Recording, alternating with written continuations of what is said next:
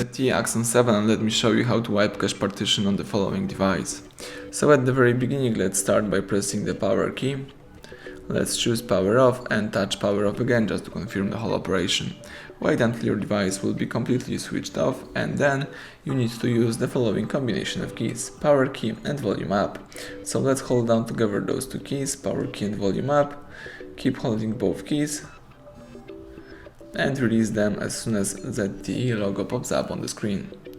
Wait until the Android system recovery pops up on the screen, and here you can navigate by using both volume keys and confirm options by pressing power key. Let's scroll down to highlight wipe cache partition and press power key to confirm it. So let's scroll down again to choose yes and press power button to select it.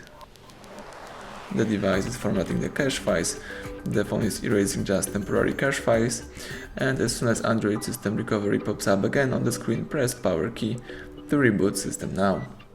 Now let's wait a couple of seconds until the device will show you the home screen.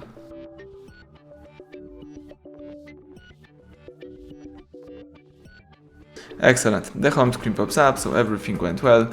Thank you for watching, please subscribe our channel and leave thumbs up under the video.